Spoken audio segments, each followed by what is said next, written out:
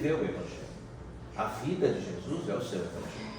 Então, esses 12, eles procuraram colocar em prática tudo aquilo que eles ouviram do seu mestre, de maneira tal que depois que Jesus foi morto e crucificado e retorna ao terceiro dia, ele ressurge, é aquele fenômeno que nós chamamos de ressurreição, né? Ele se mostra e ele patenteia, né, aquilo que ele veio durante toda a vida, durante todo o ministério dele. Ele sempre falou sobre uma vida espiritual. Meu reino não é deste mundo. Na casa do meu pai há muitas moradas. Ele discorreu por muito tempo sobre a vida espiritual.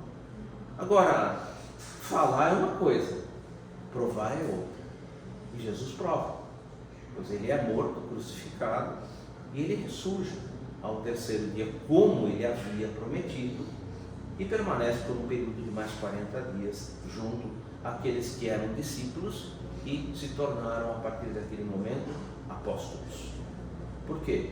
Como mesmo Paulo, que era, vamos dizer assim, não foi, vamos dizer assim, um seguidor direto do Cristo, mas foi aquele que mais trabalhou pela divulgação do cristianismo, Paulo de Tarso, ele mesmo escreve em uma das suas cartas, né? Se o Cristo não houvesse ressuscitado, eu vou deixar essa palavra sempre entre aspas, né? Em vão seriam os seus ensinos e vã seria a sua filosofia. Afinal de contas, ele ensinou e falou, mas não provou. Mas ele prova. Então, não há o que se discutir. Inclusive, estando nós aqui dentro de uma casa espírita, nós nos dissemos espíritas. E quem é o espírita? Aquele que segue a disciplina do Cristo. Se a disciplina do Cristo fala sobre a vida espiritual, fala sobre um processo, não crer na reencarnação é quase que uma ironia. Afinal de contas, ele veio patentear esse processo, ele veio mostrar como esse processo se dá. Bom, ele esteve conosco há 2000 anos atrás. 2000 anos atrás. Ele nasceu como judeu, viveu como judeu e morreu como judeu. Ele falava para as pessoas da sua época, dentro do conhecimento que aquelas pessoas tinham naquela época. Então ele falava com pescadores, ele falava com agricultores, ele falava com donas de casa, ele falava com comerciantes, todos eles dentro do entendimento que eles tinham na época deles. Que entendimento eles tinham na época deles? Como judeus, seguidores de Moisés, eles conheciam perfeitamente a primeira revelação. Para eles isso era comum, era o dia a dia. Afinal de contas, todo sábado se reuniam na sinagoga para estudarem as Escrituras. Eles liam e estudavam essas Escrituras. Então Jesus, ele veio se valer daquilo que já era conhecido. E por isso mesmo, a primeira vez que ele inicia o seu ministério, que ele entra numa sinagoga, ele pega o rolo de Isaías, ele lê o rolo de Isaías que fazia uma predição da vinda do Messias. O Messias já havia sido previsto, já havia sido predição. Poderia colocar uma palavra que acho que fica mais fácil de vocês entenderem, e nós nos entendermos, uma profecia. Já havia sido feito algumas profecias, a palavra hoje mais usual é predições, né, da vinda do Messias. E ele leu o rolo de Isaías, que fazia essa profecia, essa predição, e quando ele encerra, ele fecha o rolo de Isaías, ele diz que a partir daquele momento aquela profecia havia sido iniciada. A presença do Messias estava, ele era o Messias. Além disso, ele foi muito claro, dizendo, eu não vim destruir a lei, mas dar-lhe o seu entendimento. Ou seja, ele não veio modificar absolutamente nada na lei de Moisés, mas veio dar um avanço no entendimento dessa mesma lei. Quando nós falamos de Evangelho segundo o Espiritismo, quando nós falamos da terceira revelação, que também foi prevista por Jesus, e que se encontra lá no Evangelho de João, lá no capítulo 14, quando João escreve que Jesus disse, abre aspas, tenho muito a vos dizer, mas não podeis suportar agora. Mas eu rogarei ao Pai, e Ele vos enviará o Consolador, ou, em algumas outras traduções, o Paracleto. E Ele ficará convosco por toda a eternidade. Obviamente que se Ele vai ficar conosco por toda a eternidade, não pode ser uma pessoa encarnada, vivendo com a gente. Vocês já viram alguém que nunca morreu? Que nunca nasceu e nunca mais vai morrer? Não existe isso. Obviamente, quando Ele coloca que ficará por toda a eternidade, significa que essa terceira revelação seria uma revelação espiritual. Então, o Espiritismo, essa doutrina que nós abraçamos, ela nada mais é do que o próprio cristianismo, os próprios ensinos de Jesus, revividos e ampliados. Ampliados por quem? Pelos próprios espíritos que são responsáveis pela divulgação e pelo trabalho da edificação da doutrina espírita. Primeiro ponto que a gente precisa analisar, que eu já falei, esse livro aqui, que é o que está ali, que é o Evangelho segundo o Espiritismo. Às vezes as pessoas falam assim, Evangelho segundo o Espiritismo. Parece que a gente tem um Evangelho próprio, né? Nós não temos. O nosso Evangelho, se a gente quisesse falar, é isso aqui. Isso aqui é a Bíblia, a BKJ, Bíblia King James. Essa é a tradução do Velho e do Novo Testamento. Obviamente, se vocês pegarem e colocarem um do lado do outro, vocês vão falar, como é que nesse livrinho aqui vai caber tudo que está dentro desse cara aqui? Esse cara está em tipologia 5, aquela letra bem miudinha, para poder caber tudo aqui dentro. Esse está em tipologia 7, bem maior. Ou seja, como é que pode, né? Bom, a primeira coisa importante que a gente tem que definir é que aqui estão as máximas de Jesus e estão as chaves de interpretação relativas a essas máximas. Aquilo que ele disse em parábolas, aqui você encontra as chaves de interpretação dessas parábolas. O que ele estava pretendendo dizer. Lembram que eu abri a palestra falando que Jesus viveu há 2000 anos atrás? Jesus nasceu como judeu, morreu como judeu, viveu como judeu. Jesus falava uma língua muito diferente da nossa.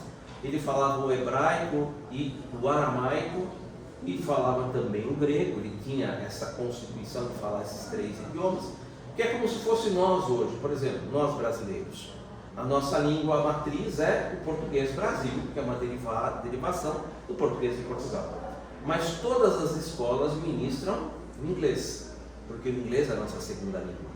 Então, se você matricula seu filho pequeno numa escola de educação fundamental, um ensino fundamental, ele aprende português e ele tem aulas de inglês, porque o inglês é a segunda língua. Na época de Jesus, a língua principal era o hebraico, mas havia uma segunda língua, que era o grego. Então, todos aqueles que viviam ali naquela região, eles, além de falarem o hebraico, sabiam também falar o grego. Não diria todos, né? Porque todos nós aqui brasileiros, nem toda a maioria sabe falar o inglês fluentemente, mas a grande maioria conhece algumas coisas do inglês. Então, muitas pessoas naquela época falavam o hebraico e tinham o conhecimento do grego ou de uma vasta quantidade de palavras em grego, que era a segunda língua daquela época. Algumas pessoas falam assim, mas Jesus falava aramaico. Sim, quando necessário. Afinal de contas, o aramaico, ele é uma derivação do hebraico. Eu não falei agora há pouco que nós falamos português Brasil, e o nosso português aqui no Brasil, ele é similar ao português de Portugal, da onde essa língua veio de maneira nativa. O aramaico, ele é a mesma coisa. Você tem lá o hebraico, e você tem o aramaico, é como se fosse o português de Portugal e o português Brasil. Há diferenças? Algumas diferenças. Não são grandes as diferenças. E por que tem isso? Porque o aramaico era uma língua mais comercial, uma língua mais do dia a dia, uma língua que era utilizada no comércio, principalmente com os povos que eram vizinhos daquela região e que tinham esse dialeto, vamos dizer assim. Então, era uma língua que era também falada por Jesus e que, dependendo da pessoa com quem ele ia conversar, ele se utilizava dessa linha. Primeira coisa importante que a gente precisa falar da introdução, gente, eu vou falar bastante coisas, tá? Mas tudo que eu estou falando está contida na introdução do próprio livro.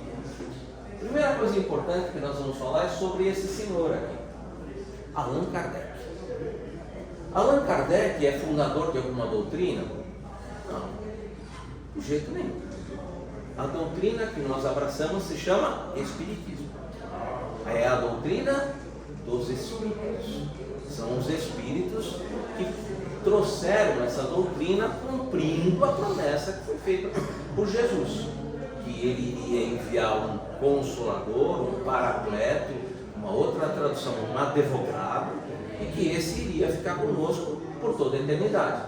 Óbvio que se é para ficar conosco por toda a eternidade, só pode ser espiritualmente. Então a doutrina se chama Espiritismo e não Kardecismo. Algumas pessoas usam esse termo, podem utilizar, não vejo nenhum mal nisso. Só que não é exatamente aquilo que este senhor desejava que nós entendêssemos a respeito dessa doutrina. Afinal de contas, ele é o codificador e não o fundador de nenhuma doutrina. O que é o codificador? O que significa codificador? Codificador é aquela pessoa que organiza de maneira detalhada tudo aquilo que ele recebe de ensinamento e de maneira, usando o bom senso, usando a razão, usando os princípios que, se der tempo, nós vamos até falar um pouco sobre hoje, que é a universalidade dos ensinos dos Espíritos, usando de toda essa sustentação, ele desenvolve ali aquilo que os Espíritos gostariam de apresentar para nós, a respeito da vida de Jesus, relembrando tudo aquilo que ele já havia falado, já quando ele esteve aqui presente, junto de nós, encarnado, vivo nesse mundo, e dando um avanço um pouco mais. Como assim dando um avanço um pouco mais? Ele mesmo disse, tenho muito a vos dizer. Obviamente não era possível, há mais de 2000 anos atrás, falar sobre as estrelas e as moradas no céu. Ele falou, na casa do meu pai há muitas moradas. Tudo bem, Mas ele falou alguma coisa a respeito dessas moradas? Não. Como falar de mundos, outros mundos, há 2000 anos atrás, onde o sujeito olhava para o céu e parecia um monte de pontinhos, mas que ele não tinha a menor noção do que significava. Se aquilo era um sol, se aquilo era um planeta, se aquilo era uma supernova, se aquilo era uma estrela em ascensão, ou até mesmo um mundo que já nem existe mais, e tão longe que ele está, ele já não existe mais, mas a luz dele continua percorrendo o universo. Você continua vendo aquele ponto no céu. Já imaginou falar um negócio desse há 2000 anos atrás? Não tinha nem condições. Ele mesmo fala, na casa do meu pai há muitas moradas. Como são essas moradas? Não dá para explicar. Não tinha condições de nós avançarmos em muitos pontos. Muitos pontos eram ainda muito difíceis de a gente poder avançar. Hoje em dia, obviamente, com um avanço tecnológico, um avanço científico, um avanço moral do próprio ser humano, muitas coisas a gente é capaz já de explicar. Inclusive a gente vai comentar algumas coisas de maneira rápida, porque o nosso tempo é bastante limitado, mas acho que dá para a gente conversar algumas coisas a respeito disso. Então a primeira informação importante, Allan Kardec é o codificador da doutrina espírita. Ele não fundou doutrina nenhuma, a doutrina é dos Espíritos, e o Espiritismo é o cristianismo redivivo, ou cristianismo revivido. As duas expressões são verdadeiras, são iguais. Cristianismo redivivo, que às vezes vocês encontram, ou cristianismo revivido. É a mesma expressão, tá? E ele, o Espiritismo, representa essa codificação. Além disso, o Espiritismo, ele é presidido diretamente por Jesus. É Jesus quem preside a terceira revelação. E não poderia ser por menos. Afinal de contas, é ele que dá continuidade à promessa que ele mesmo fez. Se ele fez uma promessa, é muito certo, muito verdadeiro. Afinal de contas, Jesus nunca mentiu, ele sempre falou a verdade, e por isso ele se intitula, na própria codificação, como Espírito da Verdade. Afinal de contas, ele sempre falou da verdade, e por isso na codificação, ou seja, nos livros que compõem a doutrina espírita, vocês vão encontrar muitas mensagens que são atribuídas ao Espírito da Verdade. Quem é o Espírito da Verdade? Jesus. O próprio Jesus é o Espírito da Verdade. Então essa é a parte principal, né, que a gente chama de introdução, né? Aonde eu estou entrando, onde eu estou chegando, o que eu estou vendo, o que é que a gente está vendo pela primeira vez. Então essa parte é muito importante, exatamente para que a gente possa conhecer quem são essas pessoas. Esse senhor aqui, algumas informações que eu acho relevantes a gente dizer sobre o nosso irmão Allan Kardec. Bom, primeiro, o nome dele não era Allan Kardec. O nome dele era Hippolyte Léon Denisard Rivail. Esse era o nome dele. E por que esse sujeito resolve colocar o nome de Allan Kardec?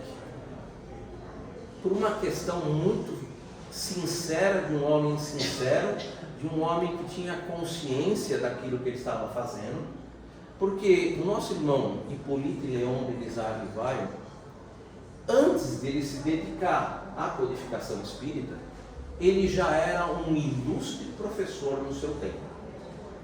Como ilustre professor e poliglota, ele escrevia e falava 8 idiomas. Ele tinha não um, mas dezenas de livros publicados com o nome de Hippolyte Léon Denisard Rivail. Ele era professor, ele escrevia muitas obras. Ele não queria que essa doutrina, que é dos Espíritos, o Espiritismo, doutrina dos Espíritos, fosse de alguma maneira influenciada por aquilo que ele já representava perante a sociedade parisiense. Ele era francês, e perante a sociedade parisiense, ele não queria que as pessoas comprassem aqueles livros do Espiritismo imaginando que estariam comprando uma obra dele, Hippolyte Léon Denisard Rivail. Não, essas obras não são minhas, essas obras são dos Espíritos. Então, para que não houvesse uma confusão sobre o autor e a obra, ele decide então utilizar um pseudonome, Allan Kardec. Esse nome não aparece do nada, lógico, né? E está relacionado, já que nós estamos dentro de uma casa espírita e somos reencarnacionistas, está relacionado às encarnações que precedem a personalidade encarnada naquela época, Hippolyte Léon Denisard Rivail. A encarnação anterior a essa, ele tinha este nome, Allan Kardec.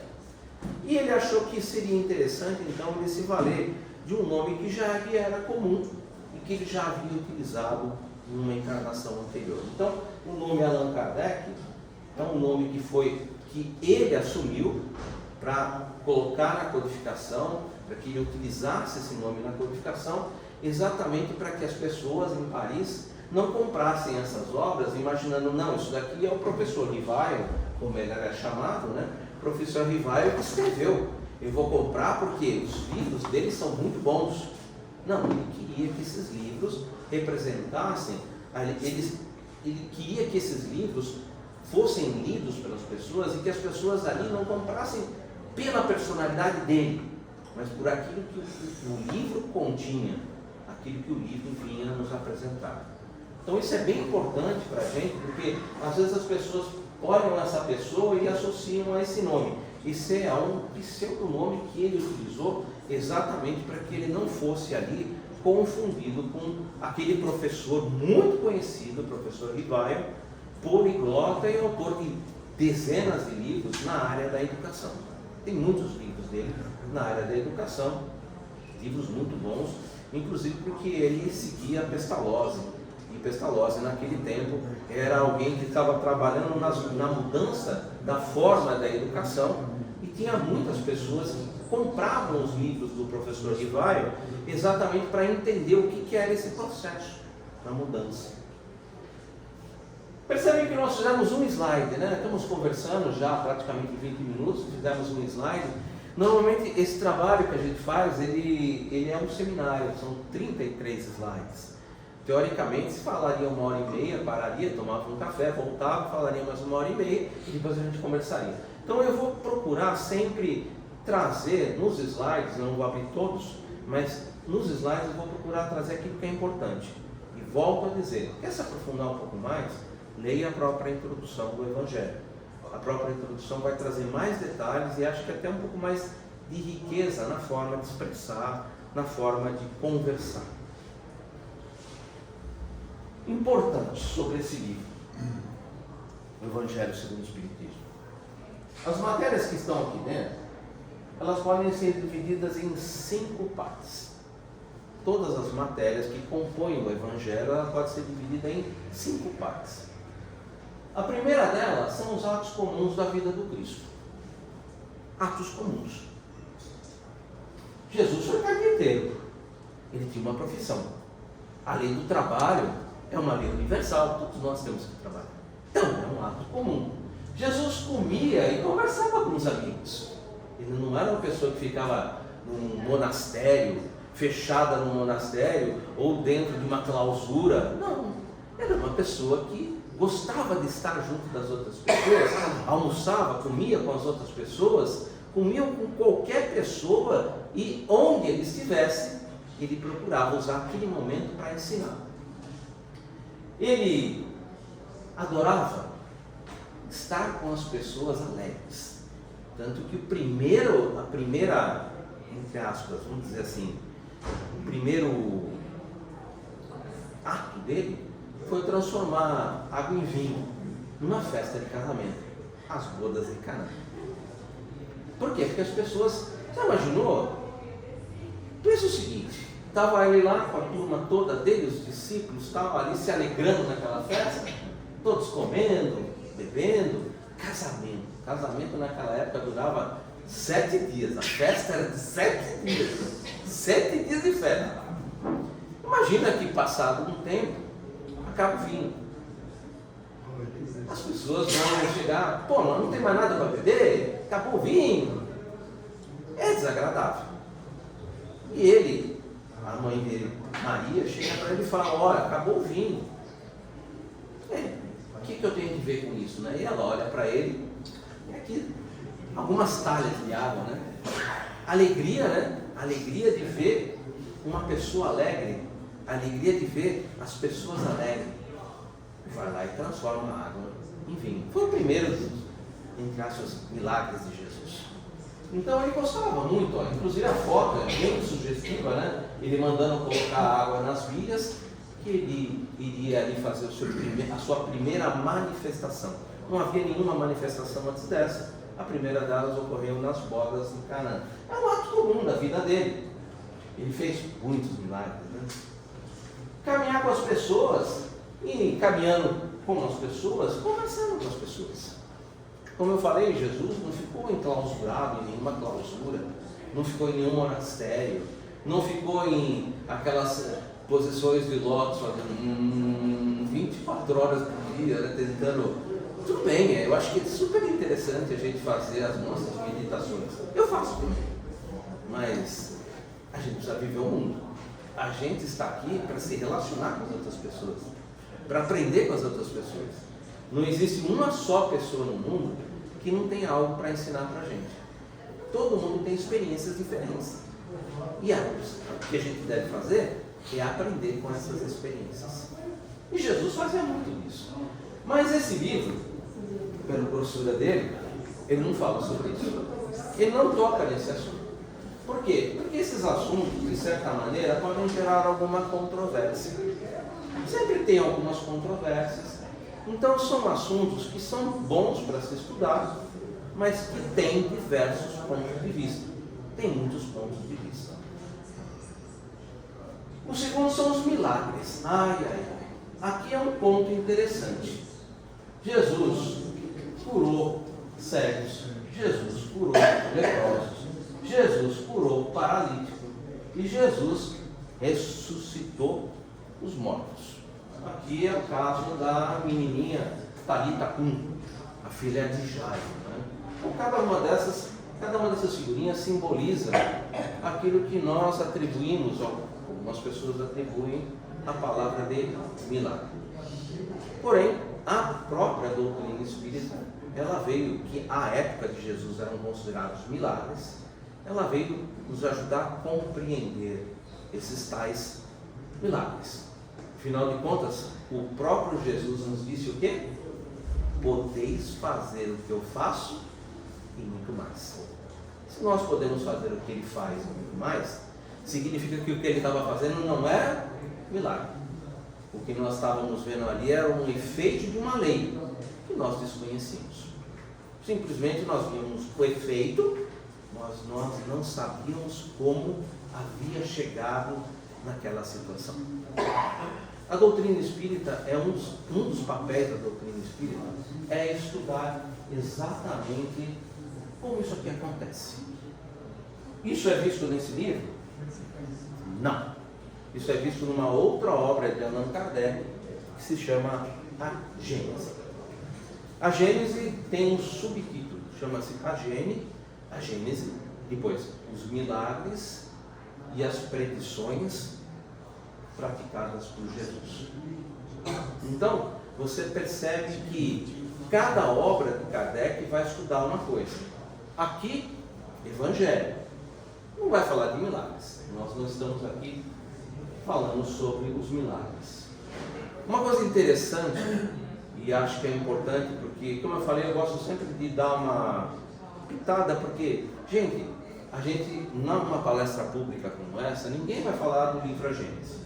Normalmente se fala sobre o Evangelho, se fala sobre o ensino moral do Cristo, que é o que está contido nesse livro, ensino moral. Eu estou antecipando um slide que vai estar um pouco mais adiante.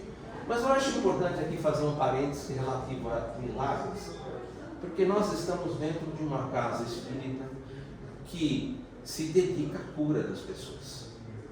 E Jesus, quando curava as pessoas, ele falava para as pessoas: a tua fé te curou. E além disso, podeis fazer o que eu faço e muito mais. Então, o objetivo de você estudar a doutrina espírita, de você aprender a terceira revelação, que é a continuidade dos ensinos de Jesus, é principalmente aprender, né? Se você pode fazer o que eu faço e muito mais, alguém tem que te ensinar. Então, se a tua fé te curou, como eu faço para conquistar essa fé? Então, isso são trabalhos que a gente realiza aqui. A Maggie, quando fez a abertura aqui para a gente, ela falou assim: porque nós somos um hospital espiritual. É verdade, nós somos um hospital espiritual. Nós fazemos aqui, ou pelo menos tentamos fazer aqui, aquilo que Jesus nos ensinou através dos seus trabalhos, que naquela época foram considerados milagres. Todo esse trabalho, como eu disse, ele está contido dentro da obra A Gênese. Óbvio que eu não vou poder pegar um livro dessa grossura em 10 minutos reduzido, mas eu posso trazer algumas coisas que são atuais e que podem ajudar a gente a ter um pouco de noção do que é que nós estamos falando. A primeira delas, isso é facílimo da gente encontrar, basta você abrir a internet e fazer algumas pesquisas com relação a pessoas enfermas que têm ou não têm algum tipo de crença. Vejam que eu coloquei a palavra crença. Eu não disse que são católicas, que são espíritas, que são protestantes, que são judeus, mas que creem em alguma coisa. Cientificamente provado que aqueles que possuem algum tipo de crença, quando passam por alguma dificuldade, por alguma vicissitude, conseguem vencer isso mais rapidamente. Se estão doentes, se recuperam mais rapidamente do que aqueles que não têm nenhum tipo de crença. Isso é cientificamente. Procure na internet, e existem inúmeros estudos, não são 1, 2, 3, tem inúmeros estudos não só feitos no Brasil, no mundo inteiro, a respeito desse tipo de atitude. Ou seja, aquele que tem algum tipo de crença, ele se recupera mais rapidamente de uma determinada enfermidade ou de uma determinada vicissitude daquele que não possui nenhum tipo de crença. Trabalhos que são realizados dentro da casa espírita. Vocês aqui já devem, a grande maioria já deve ter passado aqui no passe. Né? O que é o passe? Passe é uma transmissão energética, é uma transmissão fluídica de energia. É como se você tivesse com a bateria meio baixa, que você senta ali e você recebe uma carga de energia. Essa carga normalmente é depositada sobre a cabeça, porque aqui é um centro de força que nós chamamos de coronário, e é como se fosse uma grande caixa d'água. Ele enche de energia e ele vai, como se existem as ramificações, e vai distribuindo essa energia por todo o corpo. Todos os passes que são ministrados aqui são chamado de passe misto. Então aqui nós não damos passe anímico. O que é passe anímico? Né? Você não vai ficar uma coisa sem explicar, né? Passe anímico era aquilo que minha avózinha fazia, que a gente chama de benzimento. Alguém já viu benzedeira? Já. A benzedeira, o que ela faz? Ela vai lá, põe na mão na cabeça da criança, a criança fica bem e a pessoa fica um pouco... Passa um tempinho, ela está boa, perfeito. Isso é chamado de passe anímico. Significa que o amor que ela tem por aquela criança, ela pegou as energias que ela tinha, ela doou para aquela criança se sentisse bem. Isso é amor, é transferência energética. E passado algum tempo, ela se recompõe e fica perfeita. O que se faz aqui não é bem assim. Aqui são chamados de passe misto. Ou seja, aquela pessoa que está ali na sua frente, ela está ali por amor, porque ela deseja doar energia para as pessoas, mas ela associa a energia dela à energia espiritual, a energia que vem do alto. Então é uma associação das energias que vem do alto, que se associam à energia que ela gostaria de oferecer para as pessoas e aplica sobre as pessoas. Dessa maneira, diferente do passe anímico, o passista, logo que a pessoa sai, ele não fica, porque ele está sempre recebendo um influxo de reposição. Isso é chamado de passe misto. Todas as casas espíritas que eu conheço que aplicam passe misto. Mas por que eu fui explicar um negócio desse numa palestra pública? Porque eu acho importante a gente fazer algumas análises científicas. Porque tudo que eu falei sobre o passe, as energias, tudo muito bonito, mas dá para provar que isso cientificamente tem algum efeito? Sim, dá para provar. Tem estudos? Tem. Aqueles que quiserem, pode guardar de cabeça. Existem estudos que foram realizados pela Universidade de Coimbra em 1999 a respeito do que eu vou comentar aqui agora. Esse mesmo estudo ele foi realizado em 2002 nos Estados Unidos pela USLA, né? UCLA, né? Universidade Califórnia, Los Angeles, UCLA. Esse mesmo estudo ele já foi realizado umas 3 ou 4 vezes aqui pela Unicamp em Campinas, você vai encontrar. E ele também já foi realizado pela USP. A USP é aqui o nosso campus do Butantã, porque a USP tem outros campos, né? Mas o campus do Butantã também já realizou. O estudo é muito simples e é muito interessante. Eu vou fazer um resumo, porque nós não temos muito tempo. E como vocês viram, eu vou tentar trazer informações que são importantes, inclusive porque é uma casa de cura. Então a gente precisa, além de conhecer o que nós estamos aqui trabalhando, como isso se procede. Eu acho isso importante. O experimento é super simples. Eles separaram 20 ratinhos de laboratório, que a gente poderia chamar de hamsters. São os ratinhos do laboratório. Nesses 20 ratinhos, eles fizeram uma incisão de 1 centímetro por 1 centímetro, num quadradinho, onde eles removeram a pele do ratinho, dos 20 ratinhos, dos 20 hamsters.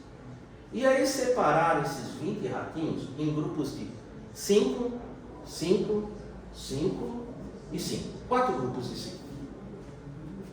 E aí vamos analisar o que é que vai acontecer com esses 5 ratinhos mediante a aplicação de algumas coisas que nós falamos aqui nesse momento.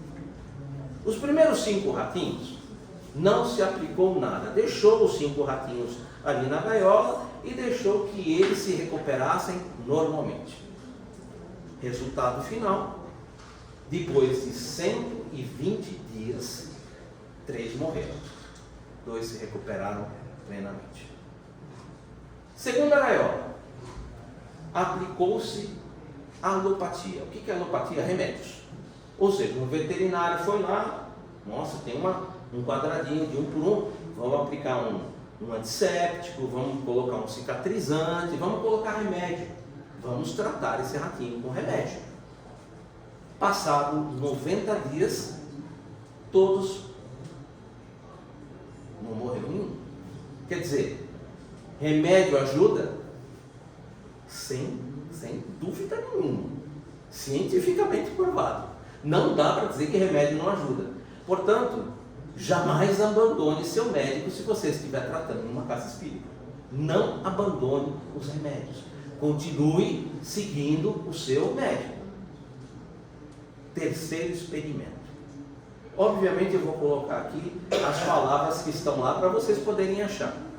Ele foi tratado com alopatia e foi tratado com bioenergia indireta. E o segundo e o último quadradinho, ele foi tratado com alopatia, bioenergia indireta e bioenergia direta. Traduzindo o que é bioenergia indireta e o que é bioenergia direta. Bioenergia indireta é aquilo que a gente sempre pede para as pessoas trazerem aqui na casa: água fluidificada. Simples. Água fluidificada. Quando há uma oração, uma prece, uma imposição das mãos, ou mesmo a presença aqui na palestra de uma água, não precisa estar aberta, tá, gente? Pelo amor de Deus, não precisa estar abrindo nada, tá? Isso aí é outra coisa que nem pense nisso.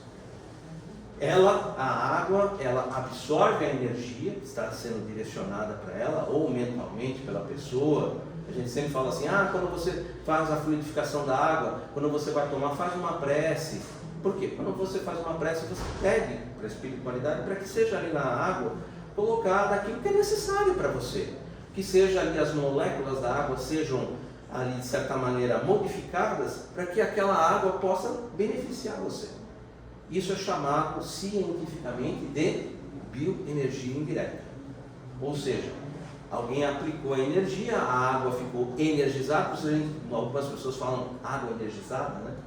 E essa água, ela vai ser ingerida ou vai ser utilizada pelas pessoas. Isso é chamado de bioenergia indireta, você vai encontrar isso também nas pesquisas científicas e, óbvio, precisaria usar um nome científico. E o que é bioenergia direta? O passe. Ou seja, alguém foi lá e fez ou um passe anímico ou um passe misto, mas alguém aplicou o passe. E agora vem a coisa interessante. Lembra que eu falei que passou 120 dias na primeira gaiola, 3 morreram e 2 tranquilos. Tratou com remédio na segunda gaiola, só remédio. 90 dias depois, todos tranquilos. O que vocês acham que aconteceu com a terceira gaiola? Que foi colocado a água fluidificada e a alopatia. Em 75 dias, os ratinhos estavam, perfeitos. E o que vocês acham que aconteceu com a primeira gaiola? Em 60 dias, os ratos estavam perfeitos. Científico. Eu não estou aqui mentindo, gente, vocês vão encontrar isso na internet.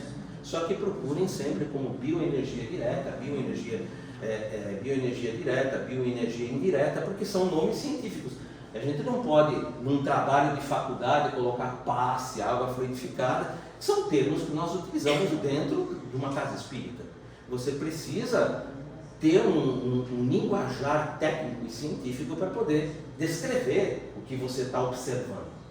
Então, a observação desse experimento científico nos veio mostrar que aquele que utiliza-se da água fluidificada, aquele que toma o passe, ele se restabelece, no mínimo, quase metade do tempo, mais rápido do que aquele que não faz nada. Afinal de contas, na última gaiola que foi utilizada, alopatia, bioenergia direta, bioenergia indireta, em 60 dias estava tudo perfeito. E na primeira gaiola que não usou nada, 3 morreram e 2 estavam perfeitos. Ou seja, a associação de tudo isso ganhou-se o dobro do tempo, sem fatalidade, ninguém morreu. Percebem que é importante aqui o que Jesus fazia. Jesus utilizava-se de recursos fluídicos que ele tinha pleno domínio, conhecia perfeitamente e que proporcionava a cura das pessoas. No futuro nós vamos ser capazes de curar as pessoas como Jesus curou? Certamente que sim, não agora. Nós ainda estamos aprendendo. Nós ainda estamos fazendo experimentos científicos para provar para nós mesmos aquilo que ele provou fazendo.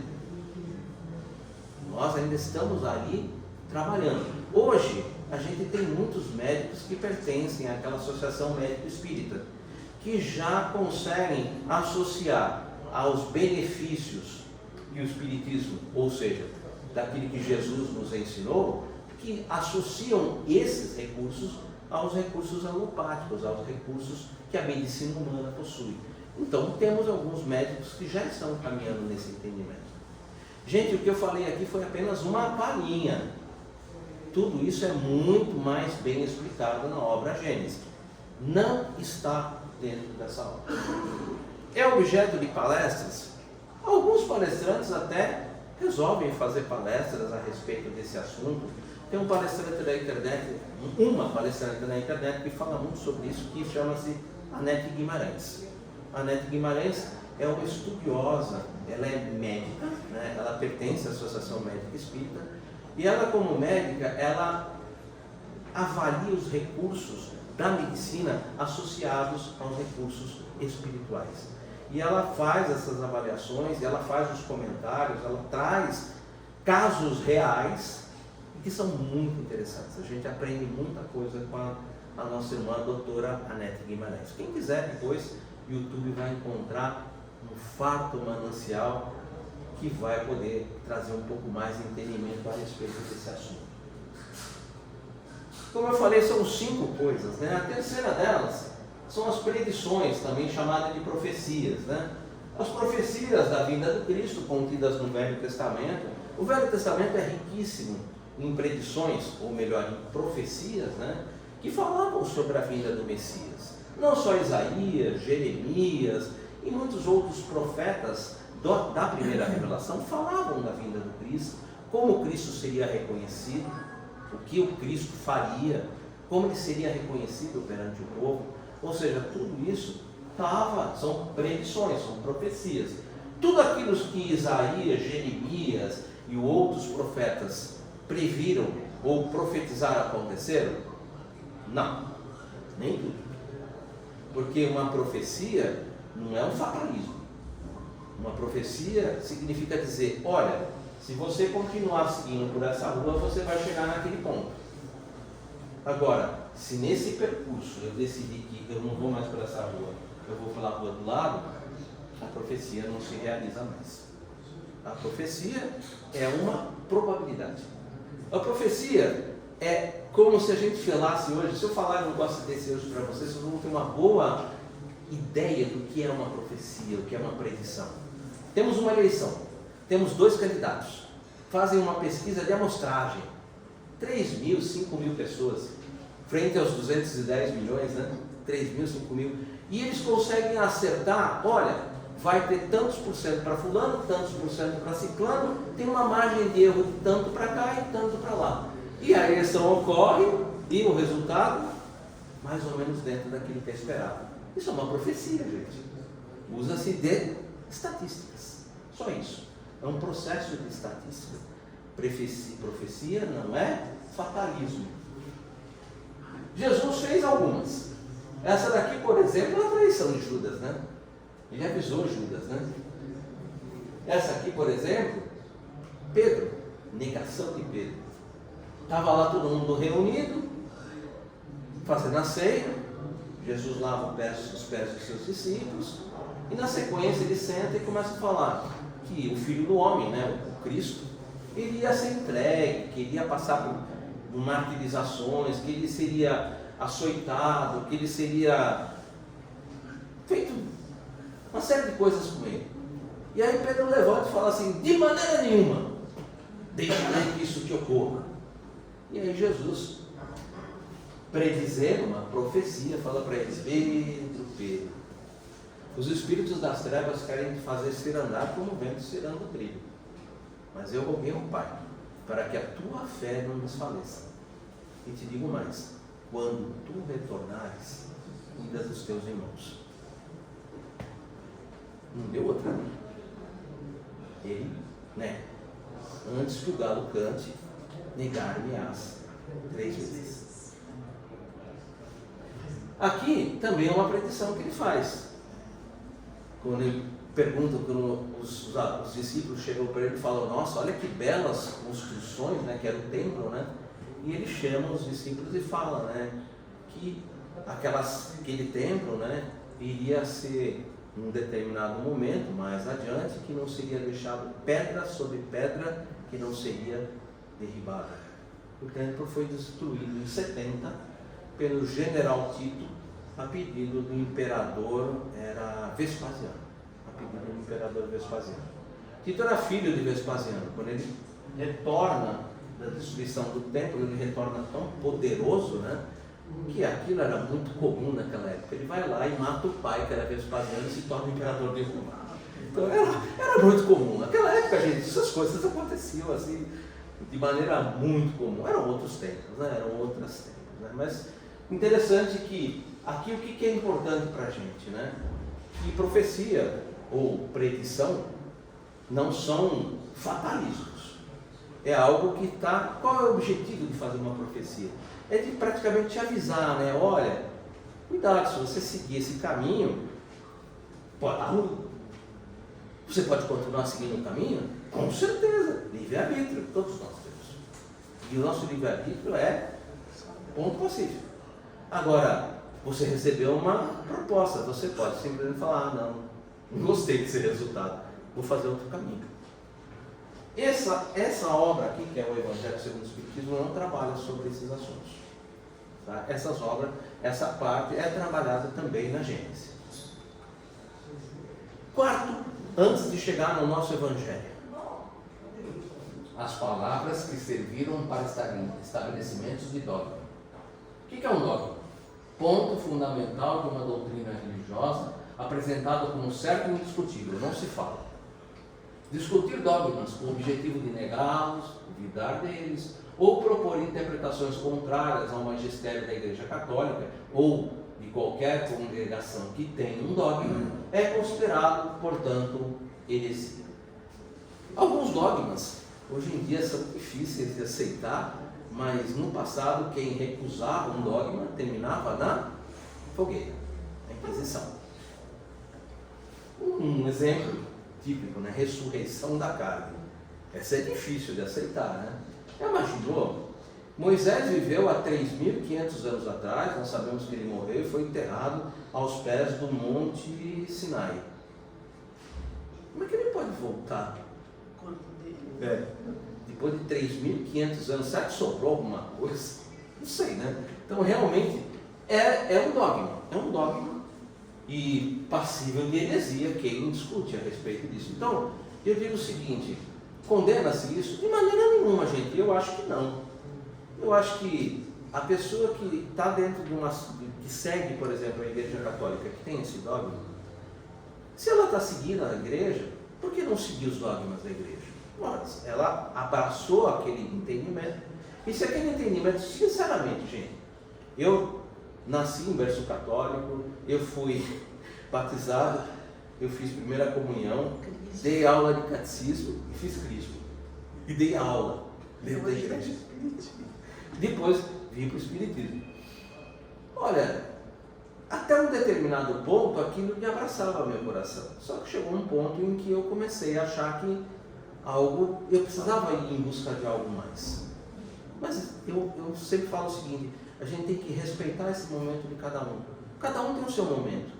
Eu não posso chegar para alguém que está se sentindo tão bem dentro da igreja, trabalhando, servindo, e falar para ele, não, você vai procurar lá o Espiritismo, que você lá vai encontrar as verdades. Não, ele está fazendo bem, e é isso que Jesus pede, que faça-se o bem. Então, por que importa se ele está na igreja, se ele está seguindo o dogma da ressurreição da carne? Não importa, né? O importante é que ele está fazendo bem. Inferno, purgatório e paraíso. Outro problema, né? Porque inferno, as pessoas más vão para o inferno. Mas é aquele que nasceu e não tem tempo de fazer absolutamente nada. Vai para onde? Vai para o céu? Vai para o purgatório ou vai para o inferno? Ele não fez nada. Para onde ele vai? Fica uma coisa um pouco complicada, né? Purgatório. Diz que é um lugar onde você fica ali para fazer uma reflexão. Eu acho que todos nós então vamos ficar um bom tempo nesse purgatório para poder refletir, porque nem sempre a gente está fazendo coisas boas, às vezes a gente está fazendo coisas que não são tão boas. Interessante, né? Paraíso. Olha, é um lugar que eu não gostaria de ir. Porque dizem que lá não faz nada. E eu gostaria de estar sempre trabalhando, sempre caminhando, aprendendo um pouco mais. Então são pontos que são um pouco complicados. Tem um livro de Kardec que se chama O Céu e o Inferno, Justiça Divina. É um livro também da codificação espírita. Ele trabalha especificamente sobre dogmas. Tem todo um trabalho ali, o que é o céu, o que é o purgatório, o que é o inferno, dentro da visão espírita, dentro daquilo que Jesus nos apresenta no seu próprio Evangelho. Então isso também não é objeto desse livro. Mas então, do que é que a gente vai falar aqui, né? A gente vai falar do último, que é o ensino moral. Por que a gente fala do ensino moral? Porque esse ensino ele conservou-se inatacável. Porém, os 4 primeiros são matérias que têm sido objeto de controvérsias. Como eu falei, a igreja defende os dogmas. É uma controvérsia. Aqui na moral, não. E o que é essa parte moral? O fazer o bem. Não importa se você é judeu, protestante, católico, qual fé você processa, você pode ser até ateu, desde que você faça o bem. Tranquilo. Então, do que esse livro fala? Do ensino moral, da prática do bem, do amar ao próximo como a você mesmo. Esse é o objetivo dessa aula. E é o objetivo dos nossos trabalhos. O ensino moral é a vida de Jesus. É como ele viveu. Jesus viveu o que foi posteriormente anotado pelos seus apóstolos, que compõem esse livro grandão aqui, que é a Bíblia. E que esse livro se propõe a trazer as chaves para entender a Bíblia, principalmente naquilo que se diz respeito aos ensinos morais. Estabelece um código moral de conduta. Nós costumamos dizer que a vida de Jesus, que se foi traduzida no Novo Testamento, a gente diz que isso é o código moral de conduta do ser humano. Isso é muito comum a gente dizer. Diante dele a incredulidade, ou seja, mesmo que você seja ateu, um pouco importa, se curva. É terreno onde todos os cultos podem reunir-se, a gente pode reunir com todo mundo, seja a igreja católica, protestante, evangélico, pouco importa, mesmo aquelas pessoas que não acreditam em nada, mas se a gente vai falar do bem, o que importa? A gente vai estar falando do bem, da prática da caridade. Lembrando que a caridade ela é definida como benevolência para com todos, indulgência para as imperfeições alheias e o perdão das ofensas. Foi o que Jesus veio nos mostrar, ele viveu isso. Jamais constitui matéria de disputas religiosas, o bem é o bem para todo mundo, ninguém disputa isso. O ensino moral exige de cada um a reforma de si mesmo. É o trabalho que mais se faz aqui na casa, né? É falar sobre a reforma íntima. Veja a palavra, reforma íntima, é de cada um. A doutrina espírita não é moralizante. Ela não é moralista. Ela é moralizante. Eu não estou aqui na frente para servir de exemplo moral para ninguém. Eu estou aqui para falar o que para mim foi bom, e aí cada um, livre-arbítrio, cada um vai absorver isso e aplicar a si próprio, se desejar, respeitando o seu livre-arbítrio. Por isso ela é moralista. Ela apresenta os caminhos que Jesus nos apresentou, e deixa para cada um. Como Jesus mesmo disse, a cada um segundo suas obras. Constitui uma regra de proceder que abrange todas as circunstâncias da vida privada e da vida pública. Regra de proceder. Obviamente, a gente vem na casa espírita exatamente para exercitar como a gente deveria ser fora da casa espírita. Obviamente, às vezes, nem sempre é assim. Na casa espírita a gente chega e diz: bom dia, tudo bem? Como é que vai a senhora? O senhor está bem? Como é que está? Tudo bom? E aí a gente chega em casa, cala, some, não quero ver você na minha frente, dá um tempo. O seu do centro ou é o de casa? O do centro é o local de treinamento. A gente vem aqui exatamente para treinar como a gente deveria se comportar lá fora. Vai se tornar um hábito com o tempo. Ninguém muda de um dia para o outro. Não tem mudanças. As mudanças levam um certo tempo. E por isso volto novamente a cada um segundo suas obras. Por isso, regras e proceder que abrange todas as circunstâncias da vida privada e da vida pública. A parte moral contém o princípio básico de todas as relações sociais. Princípio, palavra-chave, princípio. Princípios não são fáceis. Princípios são realmente muito difíceis da gente cumprir. Se nós pegarmos e alguém perguntar para a gente assim: nós recebemos em algum momento os princípios de como transformar esse mundo num mundo feliz? E a resposta que a gente vai ter é: sim. Há muito tempo atrás, está lá na primeira revelação, em Êxodo capítulo 20, que é o Decálogo. O Decálogo traz os princípios. Se a gente adotar aqueles princípios, o mundo seria, perfeito. Só que aquilo não é nem um pouco fácil. Exemplo, um deles é: não matarás. O verbo matar é um verbo transitivo. Ele precisa de complemento. Então, está lá: não matarás. E aí a pergunta que eu faço, para quem já estudou um pouquinho, todos nós estudamos português, lá no ensino fundamental, sabemos o que é um verbo transitivo, um verbo intransitivo. O transitivo não precisa de complemento, mas o transitivo precisa. Então, não matarás. A pergunta que eu faço é: não matarás o quê? E aí a gente tem que, então, para fazer com que esse princípio seja aplicado à nossa sociedade, nós precisamos estabelecer leis. E essas leis, à medida que o ser humano vai progredindo, essas leis também vão progredindo. Até que um dia a gente vai viver por princípios. E aí esse não matarás, ele vai abranger a tudo que existe de seres vivos que compartilham o espaço conosco. Ou seja, não é para matar nem aquela barata que invadiu a tua casa, desculpa, tá? Mas o não matarás, se for levado ao princípio, não matarás. Está escrito ali: não matarás. Não te perguntou o que é que não é para matar.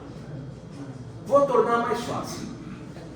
Outro princípio que está ali: não roubarás.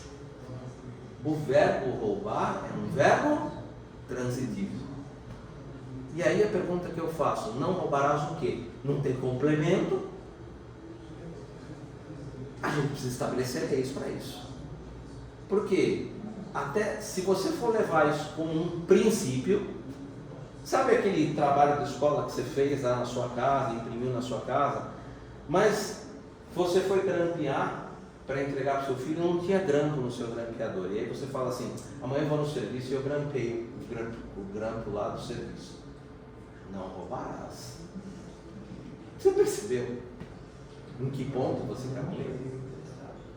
Então, hoje nós vivemos por... A mesma coisa é: não adulterarás, tá? Lembrando que o adulterarás aí não é questão apenas de uma relação entre dois seres. Eu preciso usar essa palavra porque hoje nós estamos num relacionamento um pouco mais abrangente. Então, não adulterarás não é apenas a reunião entre dois seres, mas não adulterarás nada. Nem aquele negocinho que você fala assim, não, acrescenta isso daí que está tudo bem. Não é bem assim. Nós então precisamos de leis. As leis que vigoraram lá há, 3.000 anos atrás, não são as mesmas leis de hoje. Elas vão evoluindo.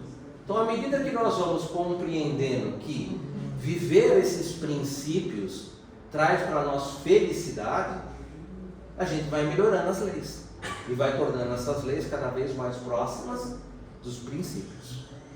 Mas isso leva um tempo. É natural. Afinal de contas, nós já fomos um mundo primitivo, já matávamos por qualquer coisa. Quando Moisés veio, ele estabeleceu ali, ele percebeu, não matarás, ele deve ter passado a cabeça e falado assim, Deus, fazer esse negócio não vai ser fácil, porque esse povo aqui mata por qualquer coisa.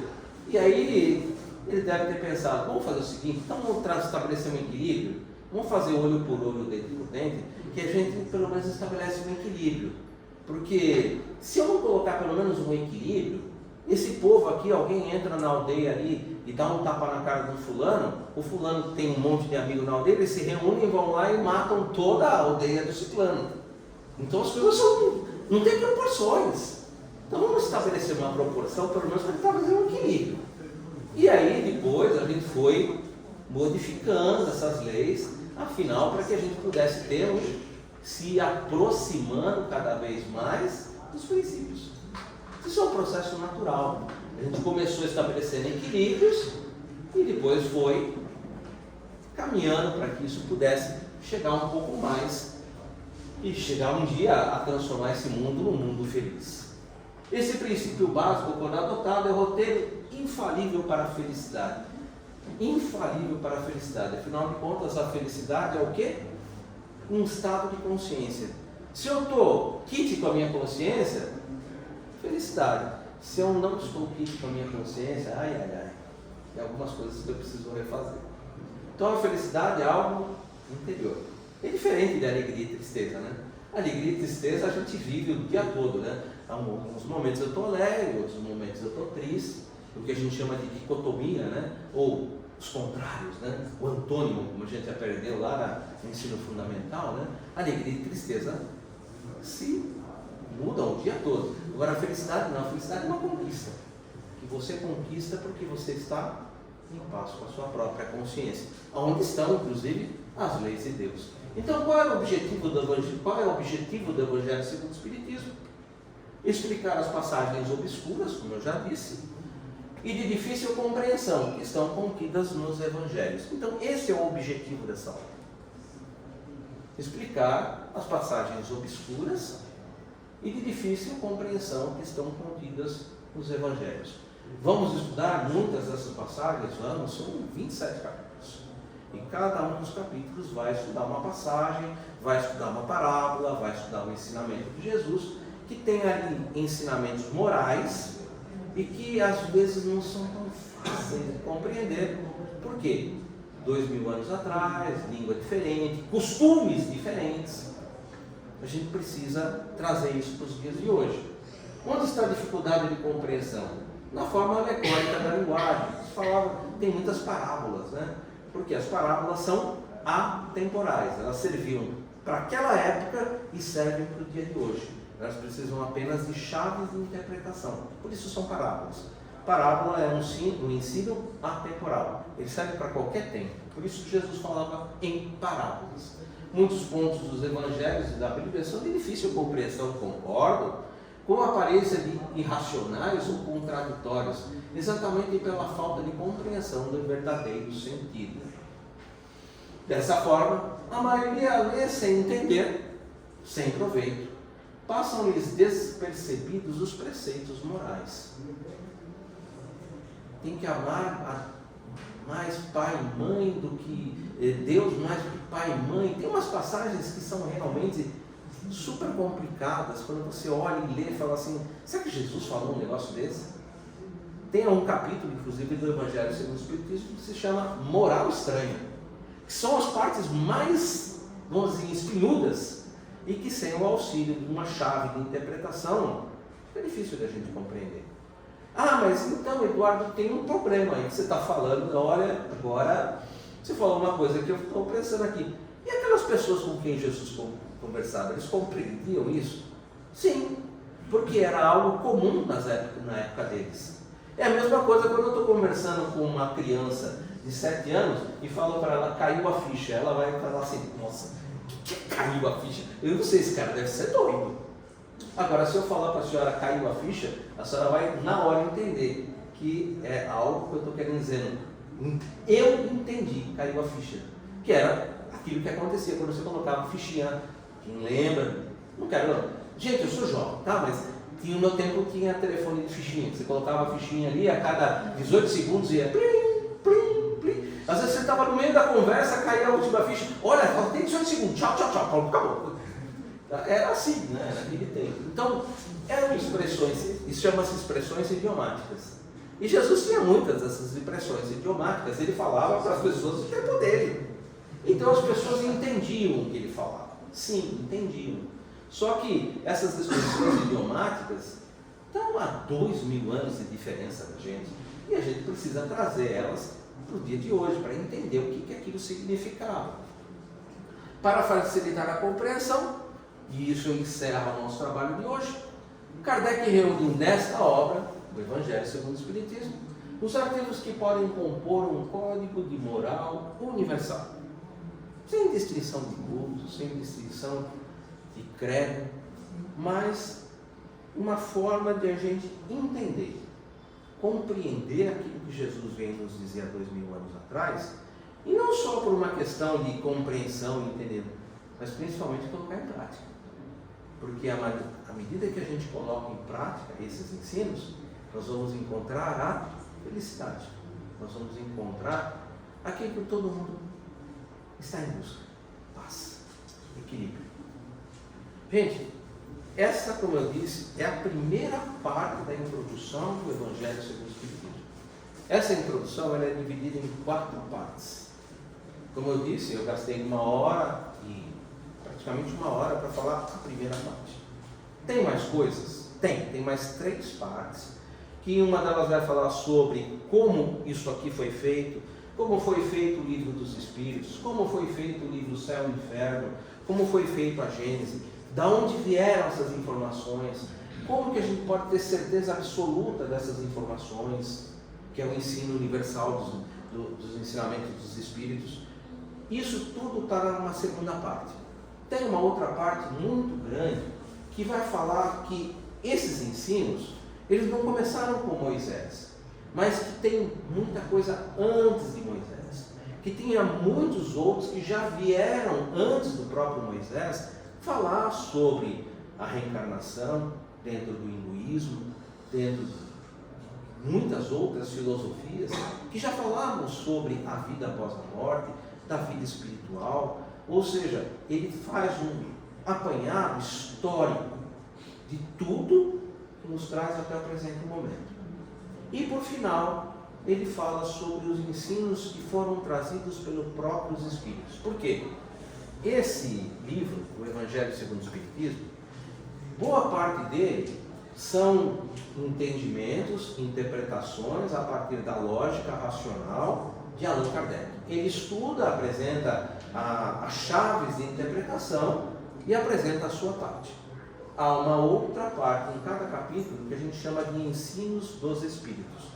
São ensinos que a espiritualidade agrega ao trabalho de Allan Kardec para que a gente possa dar um salto além, para que a gente possa ter um pouco mais de entendimento sobre esses assuntos. Todos esses ensinos que estão contidos aqui no Evangelho segundo o Espiritismo também passaram por todo um trabalho de, vamos dizer assim, que precisaria ter tempo para falar, controle universal dos ensinos dos Espíritos. Ou seja, tudo isso passou por um crivo de controle que faz com que as informações que estão aqui sejam conferidas e estejam perfeitamente aceitas. não só pela razão, como também pelo próprio bom senso. Gente, é isso que eu gostaria de apresentar para vocês. Eu queria agradecer a presença de vocês, o ouvido de vocês, aí sei que são 1h10 praticamente que eu estou falando. Peço desculpas se eu não pude ir um pouco além, né? Mas eu me preocupei muito em principalmente trazer aquilo que é importante para uma casa como a nossa, como a Meg mesmo abriu o nosso trabalho, falando que é uma casa dedicada à cura. Por isso eu trouxe